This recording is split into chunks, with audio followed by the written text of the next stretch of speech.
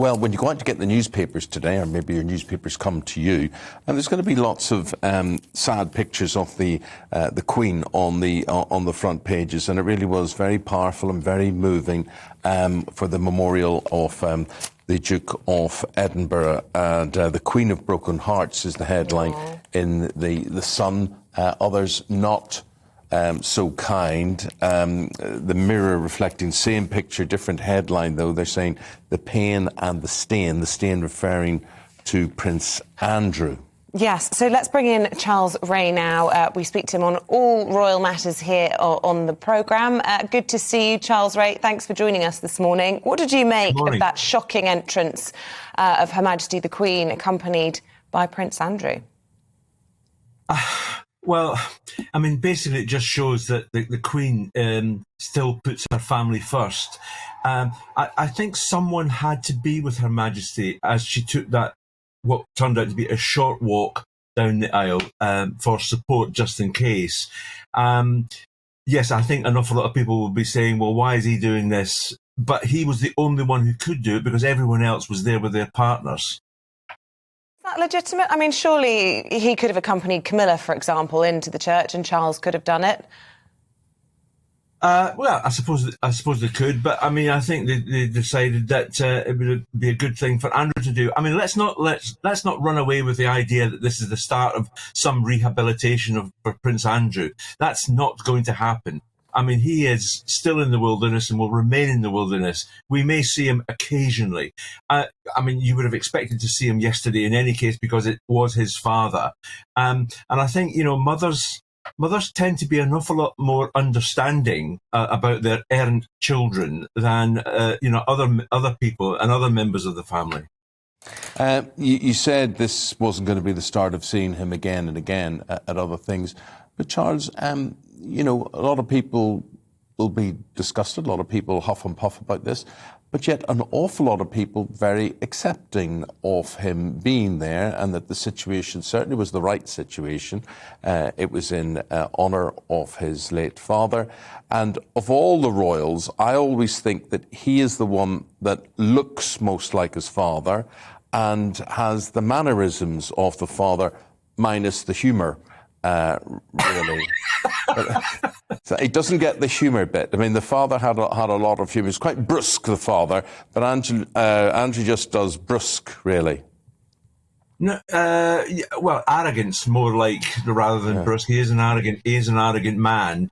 I mean, I think the Princess Royal's more like her father facially and everything else. But yeah, Andrew is the one. He's a problem. He always has been a problem. He's as I say, he's very arrogant, and he hasn't made many proper friends, as we've seen in the past few months with all the revelations that we've had.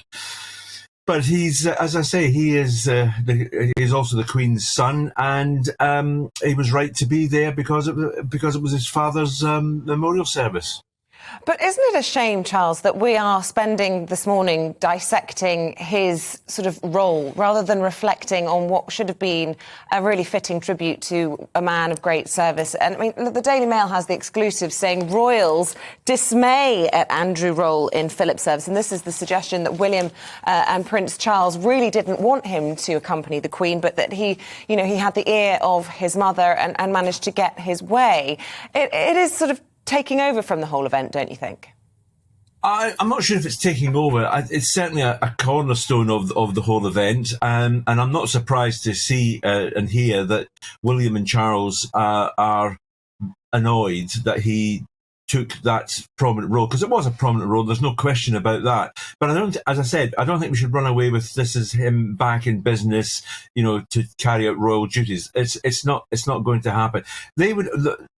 Particularly Charles and William would prefer Andrew to just completely disappear and completely stay in the background because of this. Every time we see him, as you quite rightly say, we're going to be dissecting what it means, why is it happening, what is it? But it just shows that the royal family are still a family, and the Queen is the matriarch. And whether Andrew's got her ear or everything else, there was a point to her to him being there. It was to be a support for her in that short walk. Nothing else. Charles, you say valiantly that the royal family is still a family. At 7:15 this morning, just under an hour's time, we're going to have the royal biographer, royal commentator Angela Levin, and she's done a biography of Prince Harry, and she's a bit affronted that Harry hadn't got the guts or the gumption to attend. Do you agree? Absolutely agree. I mean, I think it's a disgrace that Prince Harry has not turned up to see to be at this memorial for his grandfather, the grandfather he's supposed to have loved absolutely dearly, who guided him and everything else. And also, more importantly, it is a complete insult and a snub to his grandmother. I mean, we have seen pictures in the past of Harry with his grandmother in great situations. You know, it's a loving grandmother and a loving son. I don't know what's wrong with this guy. I really don't know. I mean, for him to try to use the fact that I can't come to the UK because it's too dangerous. I need police bodyguards. I mean, if you looked at that service yesterday, the number of children that were at the service, you know, we had the Cambridge's children, the Wessex's children, Zara Tyndall's children, and many other royal children, which was a great tribute to Prince Philip. And I really just think that someone really needs to, take him in hand and just read his fortune, because it's not very good of him doing this. I mean, this is a guy who lives in California, one of the biggest murder areas in the world. And I just don't understand what he's doing anymore. He would have had to face Priti Patel, a front row opposite the royal family in the Abbey, wouldn't he, though? And, of course, it's the Home Office that are preventing him from getting his protection. So perhaps that's what put him off.